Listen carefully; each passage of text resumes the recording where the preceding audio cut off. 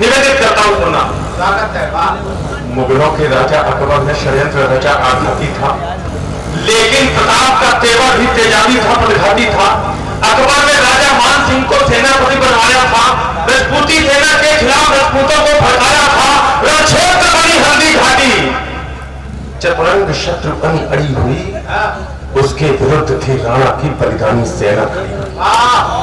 इस बीच युद्ध के शंख बजे, ढोल बजे, मृदंग बजे, घड़ियाल बजे, घनन घनन। आप लोग हिंदुस्तान में जहां कहीं भी पड़ी, युद्ध की तलवारों के साथ, बर्छियों के साथ आपकी तालियां गूंजी हैं। आप देखना चाहता हूं कि मेरा दूसरा भगवान आज इस कविता को कैसे।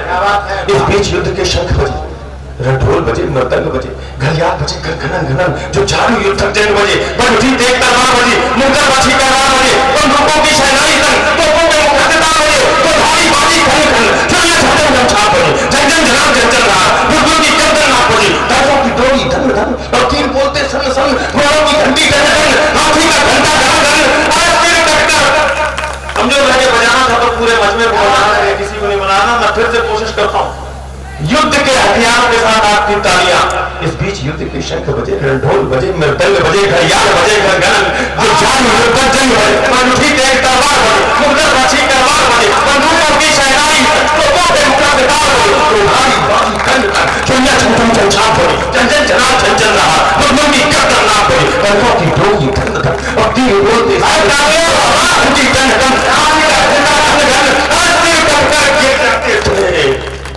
अपने घोड़ों पर अभिमान करना, सिर कटकर गिर जाते थे। दो योद्धा थे हल्दी घाटी के युद्ध में, कल्ला राठौर और जयमल राठौर। जयमल के पैर में गोली लगी, कल्ला ने अपने कंधे पर बैठा करके हल्दी घाटी का युद्ध लड़ा। मुगलिया सेना के योद्धा इस आश्चर्य में थे, ये कौन सा देवता है जो चारों हाथों में तलवार लेकर लड़ रहा है। मैं दौरान में तोता हुआ जब बीते माह उदयपुर के एक कार्यक्रम में कल सम्मेलन में कविता पढ़ने गया, वहां मैंने देखा उदयपुर में मंदिर बने हुए हैं जिसमें देवता के स्थान पर कल्ला और जयमल राठौर की मूर्तियां लगी हैं। इजराइल से एक मंत्री आया, अच्छा मंत्री, यहां आने के बाद दिल्ली के नेताओं से उसने कहा मुझे मेवाड़ ले चलो, राजस्थान देखना चाहता हूं। पत्रकारों के साथ राजस्थान गया, मेवाड़ में हल्दी घाटी में पहुंचते एक पॉलीथिन में मिट्टी लेकर अपने बैग में रखने लगा। हमारे पत्रकारों ने पूछा ये मिट्टी ये कहां ले जाना चाहते हो। जो जवाब दिया, अगर गौरव हो, अगर सम्मान उठे तो बड़ी तालियां देना, मानता नहीं हूं मैं, कोशिश करना भावना को समझ सको। इजराइल के मंत्री ने कहा, से पूछा गया कि मिट्टी कहां ले जाना चाहते हो। मंत्री ने कहा जब मैं घर से चला था तो मेरी मां ने कहा था कि इंडिया जा रहे हो, भारत जा रहे हो तो राजस्थान जरूर जाना, मेवाड़ जरूर जाना, हल्दी घाटी जरूर जाना, तो वहां से थोड़ी मिट्टी लेकर आना। मैं देखना चाहती हूँ ऐसी माटी में क्या ताकत है।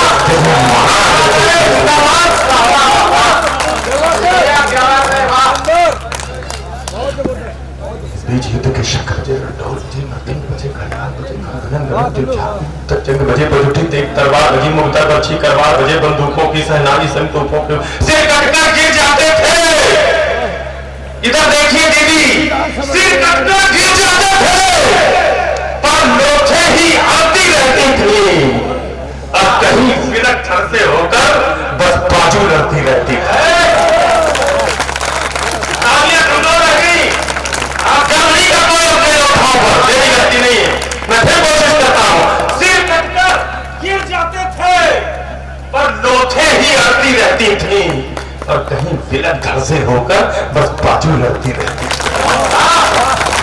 जिसको भोर देता चेतक, सुनना नौजवान दोस्तों, जिसको भोर देता चेतक उसका बख्तर कर जाता था, जिसको भाला घुस जाता था वो बारी सा भर जाता था।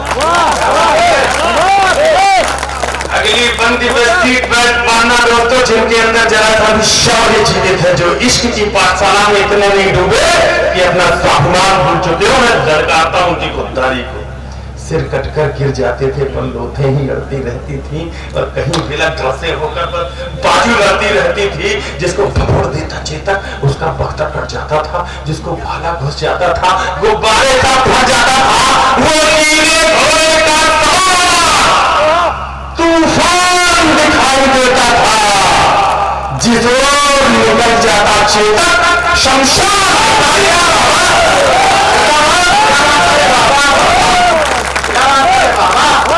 जिस ओर प्रणाम करता हूं आप लोगों को रात्रि के इस पहर में शौर्य की वीरता की इस कविता को इस भावना के साथ सुन करो। एक पंक्ति जो अजय अंजाम का मेरा नाम धूसरित करके मेरे नाम के साथ चपक गई है। जानदार हिंदुस्तान में जहां लेके जाता हूं मैं उससे कोई अजय कहता है न कोई अंजाम कहता है। बड़े बड़े कवि इस देश के कहते हैं टप टप टप। वो पंक्ति आपके सामने पढ़ने जा रहा हूं, अगर आपके हृदय को आंदोलित करे तो खूब सारा आशीर्वाद इस बच्चे को भी देना।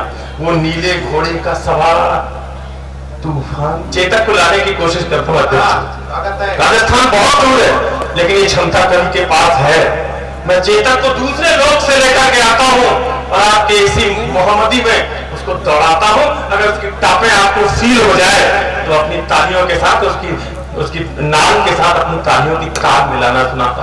वो नीले घोड़े का सवार तूफान दिखाई देता था, जोर निकल जाता चेतक शमशान दिखाई देता था।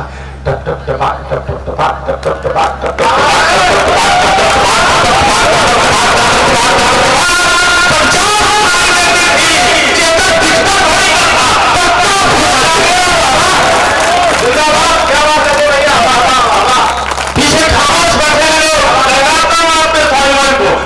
दिखता थोड़ी ना था, बस डाक सुनाई देती थी।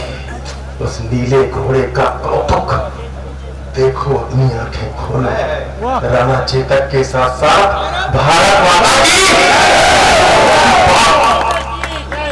भैरव बन गया त्रिशूल और दोधारी चल। थोड़ा और कठिन होता हूं, थोड़ी और हिम्मत जुटाता हूं। मुझे ये भी डरवाया गया कि जिस क्षेत्र में जा रहे हो संभाल के पढ़ना चेतक, लेकिन मैं पढ़ रहा हूं और मैं जानता हूं कि मुझे वही लाल दुलार आपका मिलेगा जो हिंदुस्तान के अन्य शहरों में मिला है। हिम्मत मैं कर रहा हूं, साफ करने की जरूरत आप करना। स्वागत है। भैरव बन गया त्रिशूल और दुधारी चट्टा बन बैठे। फिर रक्त बीज बन गए मुगल, पक्षी चामुंडा बन बैठे। पहली तो तक्षक थे बताओ, फूंकार हो गया था चेतक कि सूखी घास मुगल सेना अंगार बन गया था। अगली पंक्ति पे पूरा मजमा एक बार अगर खड़े होकर के साथ दे देगा तो समझोगा पंक्ति ठीक सी हो गई और सही जगह पर भी पड़ गई। थी सूखी घास मुगल सेना अंगार बन गया था चेतक, यदि मुगलों की अभिमानी भुड़की। ये इतिहास के जानकारों में नाम पता होगा, बहलोल खां।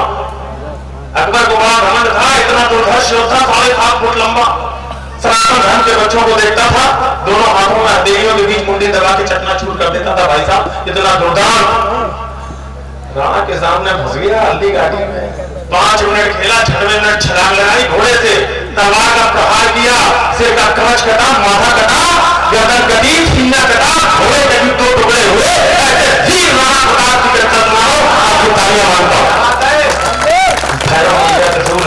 चंडा बन बैठी, फिर रक्त बीज बन गए मुगल पर चीचा मुंडा बन बैठी। बैरी को प्रताप फुंकार बन गया था चेतक, घास मुगल सेना अंगार बन गया था चेतक। अरे मुगलों की अभिमानी भुड़की पल में पुकार हो जाती थी, जब तक वो हत्या करते थे।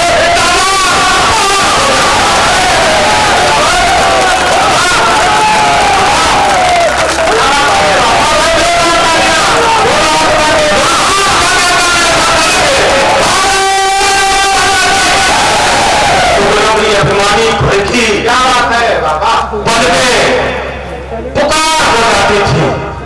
जब तक वो अल्लाह कहते थे तलवार पार हो जाती थी। बैरी के सर पर था चेतक, हाथी के ऊपर था चेतक, आंखों के आगे था चेतक, छाती के भीतर था चेतक, थल में चेतक, जल में चेतक, छल में चेतक, बल में चेतक। लोगों की नदियां बहती थी, नदियां की गर्दन में चेतक, पानी पर चेतक कर रहा, चेतक करता अंगारों में, पानी पर चेतक डोल रहा, चेतक ढूंढ गया बेचारा।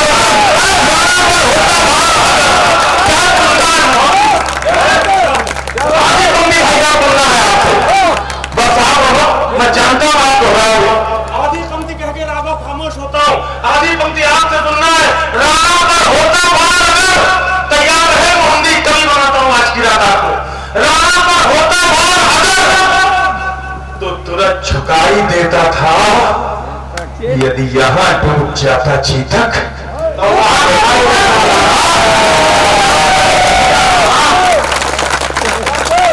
यदि यहां डूब जाता चेतक, राणा पर होता वार अगर तो तुरंत झुकाई देता था। यदि यहां डूब जाता चेतक तो वहां दिखाई देता था। अरे मेवाड़ के रास्ते में। ये जादू की पंक्ति है। मेरी हिम्मत से बाहर, मेरी औकात से बाहर, मेरी क्षमता से बाहर, ये मां का प्रसाद है। अगर अच्छा लगे तो इस बार साथ देना मोहम्मदी। राणा पर होता वार अगर तो तुरंत झुकाई देता था। यदि यहां डूब जाता चेतक तो वहां दिखाई देता था। मेवाड़ विजय के रास्ते में खुद का तन रोड़ा बना दिया है। अकबर सोच के चला था मेवाड़ जीत लेंगे, रोड़े की तरह घोड़ा खड़ा हो गया। पंक्ति सुनना, मेवाड़ विजय के रास्ते में खुद का तन रोड़ा बना दिया, चेतक योद्धा बन गया और मुगलों को घोड़ा बना।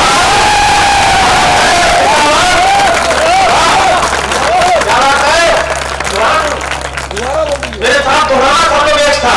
मेवाड़ विजय के रास्ते में खुद का तन रोड़ा बना दिया, चेतक योद्धा बन गया और मुगलों को। चेतक कहता रहा चंडी से, चेतक कहता रहा चंडी से, आओ अपना खप्पर धो। राणा चेतक के साथ साथ भारत माता की नीली आंधी मची से पांव उठाता था। राणा के एक इशारे पर चेतक फौरन मुड़ जाता था। बैरी सेना के सागर में चेतक तैराकी करता था, जाते जाते मुड़ जाता था, बेहद चालाकी करता था। जिसके सीने पर चेतक की तगड़ी टापे पड़ जाती थी, उसकी छाती में फौड़े थी, दोनों टांगे कर जाती थी। तब अभी अचानक मान सिंह हाथी सवार नजर आया। राणा के संग चेतक की भी आंखों में धूल उतर आया। राणा कोई कौतुक करते इससे पहले वह घूम गया। अगली टांगों का प्रबल बार हाथी का मस्तक चूम गया। राघवा का छोटा भारी था, सौदा हाथी ने खड़ा था। इतने में राणा का भाला हिंदुल जैसा गड़गड़ा था। गद्दार ठहर जा, पूर्ण हुए सब पाप तुम्हारे लगते हैं। अगर रण क्षेत्र में की गई एक शेर की हुंकार धार पसंद आ जाए तो साथ जाना। नीली आंधी मर्जी से पांव उठाता था, बैरी सेना के सागर में चेतक तैराकी करता था, जाते जाते मुड़ जाता था, बेहद चालाकी करता था। जिसके सीने पर चेतक की तगड़ी टापे पड़ जाती थी, उसकी छाती में भाले सी दोनों टांगें कर जाती थी।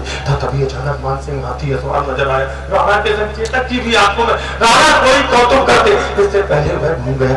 अगली टांगों का प्रबल बार हाथी का आघात का शुका भारी था, सरकार हाथी में खड़ा। इतने में राणा का भाला विद्युत जैसा गड़गड़ा। गद्दार पूर्ण हुए सब पाप तुम्हारे लगते हैं। क्या बात है, तू भूल गया रण कौशल में हम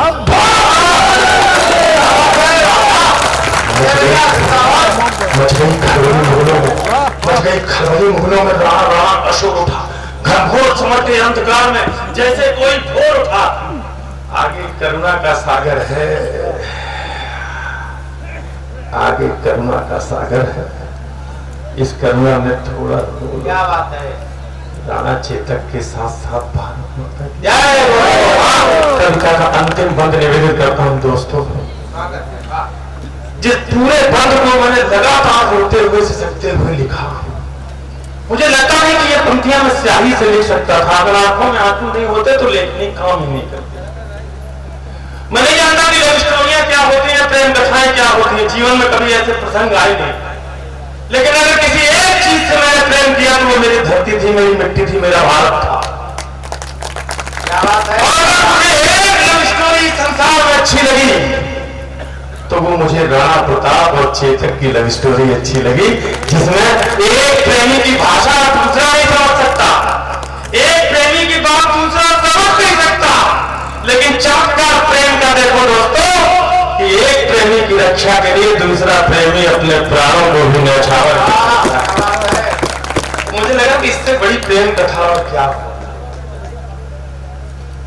दोस्तों, वामन भगवान धरती पर आए, बलि अपना तप कर रहे थे, विद्वान लोग बैठे हैं, उनसे उन्होंने कुछ दान मांगा। तो बलि ने कहा कुछ भी ले लो, सब दे दूंगा। बोले नहीं, मुझे तो 3 पग धरती चाहिए। 3 पग धरती देने का संकल्प करा लिया।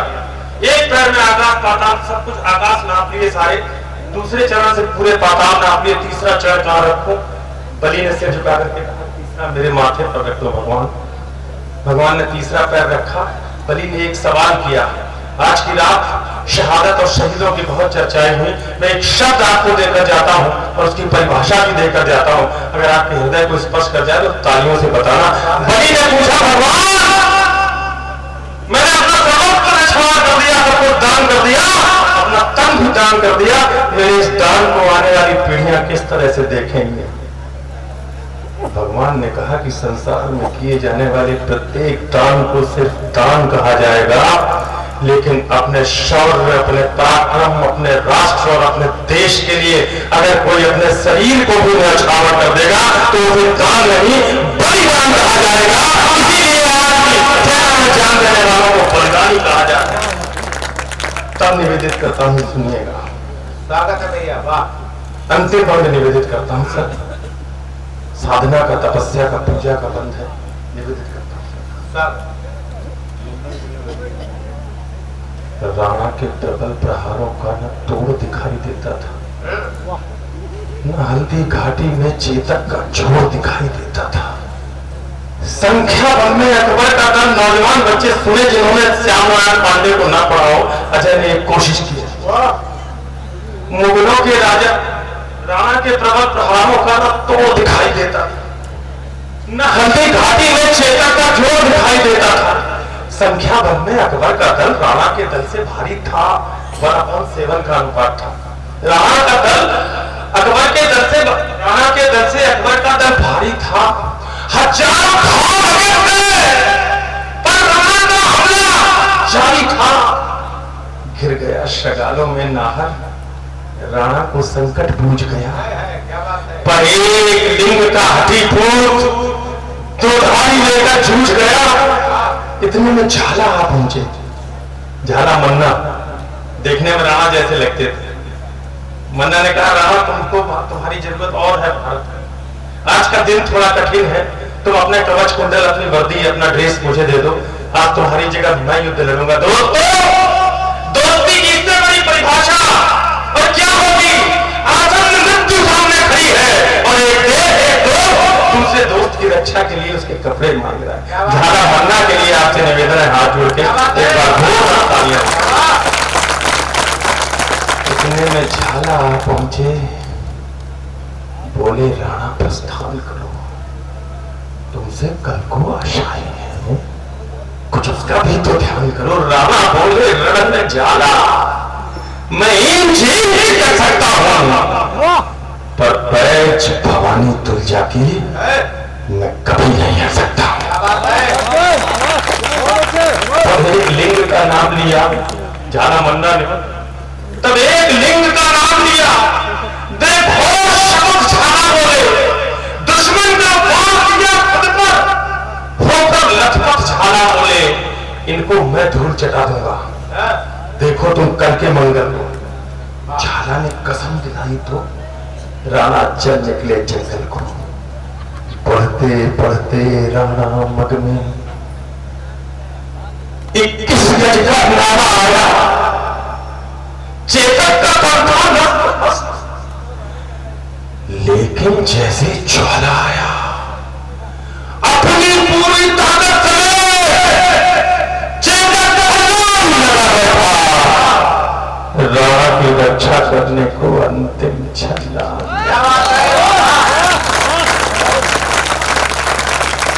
उस नील अश्व ने स्वामी भक्ति का पाठ सभी को सिखा दिया। करवट लेकर बेजान शीश राणा चरणों पे टिका दिया। फिर लगा अचानक घोटकने, जैसे अपना मुंह खोला हो। जानवर बोल नहीं सकता, लेकिन कवि को तो स्वतंत्रता है ना कल्पना करने की। फिर लगा अचानक घोटकने, जैसे अपना मुंह खोला हो। चलते चलते जैसे शहीद चेतक ने बस ये बोला हो, मालिक मालिक मालिक मालिक, मेरा घराने का मैं कर्ज चुका कर जाता हूँ, माथा सहला कर विदा करो। मैं फर्ज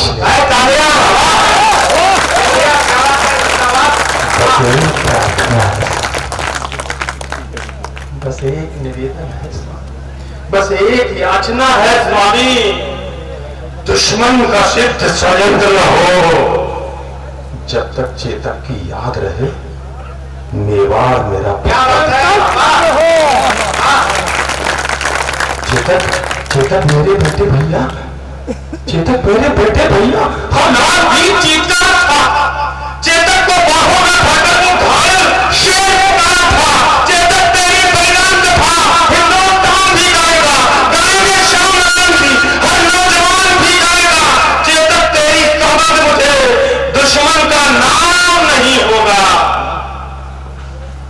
जब तक ये राणा जिंदा है, मेवाड़ गुलाम,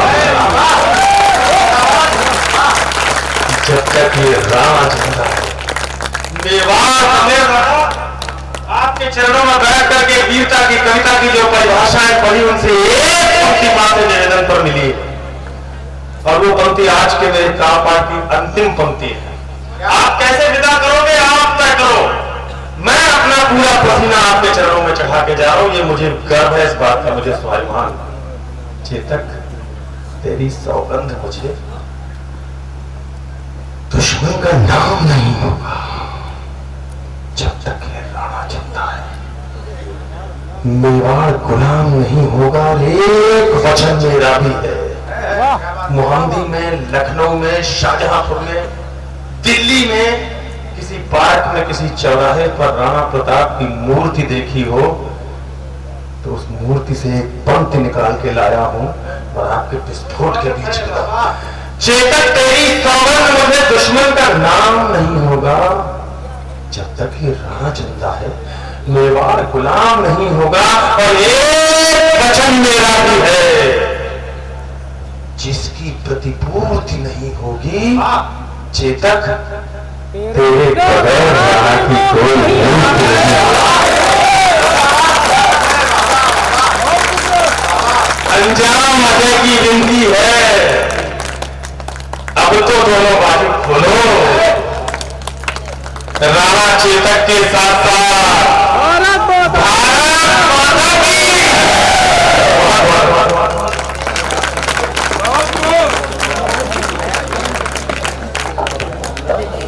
ये थे भाई अजय राम जी, बहुत तेजस्वी तेवर में उन्होंने काव्य पाठ किया। जो जा रहे हैं दोनों भाई, राघव भाई कहाँ जा रहे हैं? अच्छा, एक बार तालियां भैया के लिए हो जाए।